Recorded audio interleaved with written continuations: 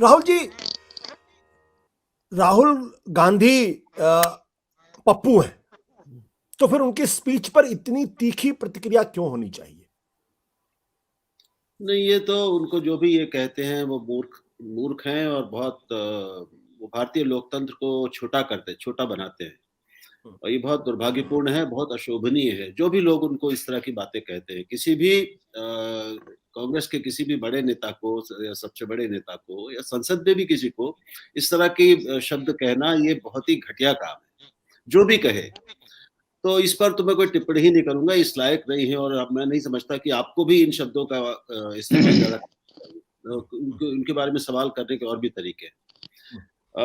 मुझे इस पे कोई दिक्कत नहीं है और कोई आश्चर्य नहीं है कि जयशंकर जी ने, विदेश मंत्री ने इस पर टिप्पणी की है, लंबा उन्होंने ट्वीट करके जवाब दिए हैं। भाई, अब एक नेता विपक्ष की हैसियत से या कांग्रेस के सबसे प्रमुख नेता की हैसियत से राहुल गांधी ने इतना लंबा भाषण दिया, तो उस पर जहां मामले विदेश का जिन्होंने जिक्र किया उन्होंने उन पर जवाब देना बनता है विदेश मंत्री का, इसमें कोई समस्या नहीं है। उनको जवाब देना चाहिए, उनको गंभीरता से लिया गया। अगर जवाब न देते तो ये भी अजीब लगता है कि साहब राहुल गांधी ने चीन पाकिस्तान को लेकर, भारत की विदेश नीति को लेकर इतनी बातें कही और उस पर कोई टिप्पणी भी नहीं है, क्या उसको सच मान लिया गया? तो ये तो ठीक है, लेकिन सवाल ये है कि उन्होंने क्या कहा है, क्या जवाब दिया है, वो कैसा है और जो राहुल गांधी ने कहा वो कितना सही है।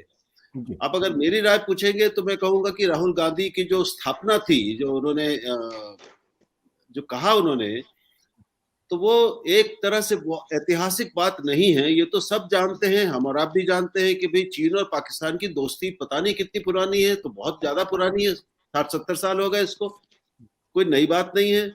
तो ये कहना कि केवल इस सरकार के कारण वो एक हो गए और बिल्कुल करीब आ गए, ये ऐतिहासिक सत्य नहीं है।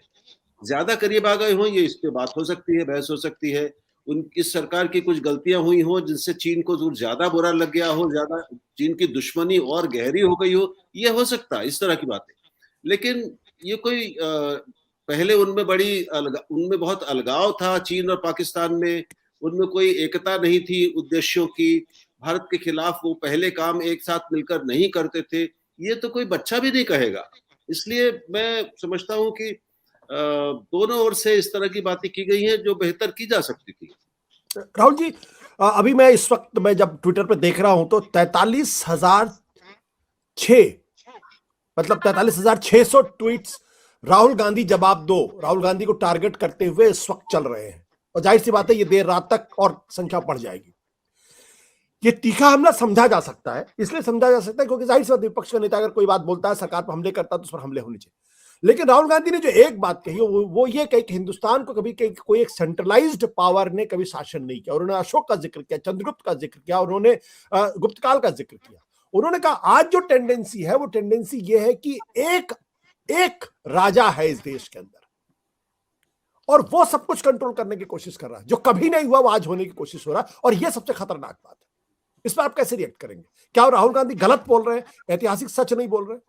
मैंने वो पूरा भाषण सुना, बीच में कुछ छूट गया, यूट्यूब पर सुना आज, कल पूरा नहीं सुन पाया था, और वो मुझे अच्छा लगा। वो एक काफी गंभीरता से तैयार किया गया, गंभीरता से सोच कर दिया गया भाषण है और एक ऐसा भाषण है जिसमें कोई छोटापन नहीं दिखा, जिसमें चुनावी दृष्टि से कोई बात नहीं की गई, जिसमें कोई विभाजक बात नहीं की गई।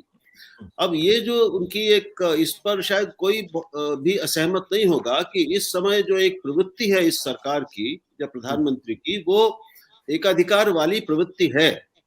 उनमें एक उनकी प्रकृति में है ये या स्वभाव में है, वो बहुत लोकतांत्रिकता नहीं है, क्योंकि वो संवाद नहीं करते उस तरह से जैसे एक लोकतंत्र में एक प्रधानमंत्री भारत में ही करते रहे हैं या दूसरे लोकतंत्रों में प्रधानमंत्री जब करते हैं, सवालों का जवाब देते हैं, लोगों की सुनते हैं और सुनाते हैं। ये दोनों ओर से होना चाहिए, तो ये तो बात सही है। अब बाकी इतिहास के इतने ये जटिल अध्याय हैं, तो हमारे यहाँ राज रहे हैं, ऐसा नहीं है कि साम्राज्य रहे हैं। वो सारे साम्राज्य, उन साम्राज्यों में सारे आपस में जो रियासतें, जिन राज्यों को अधीन कर लिया जाता था, चाहे वो मौर्य काल हो या गुप्त काल हो, उनमें कितना आपस में इज्जत से संवाद होता था। ये बड़े इसमें हम ना जाए तो बेहतर होगा। ये इतना आसान नहीं है कि कहना कि उनमें आपस में उतनी बहुत बातचीत होती थी। लेकिन भारत की जो प्रकृति है वो केंद्रवादी नहीं है, वो बहुलतावादी है, वो बहुसंस्कृतियों वाला देश है, वो विविधताओं और बहुलताओं का देश है, इसको कौन नहीं मानेगा।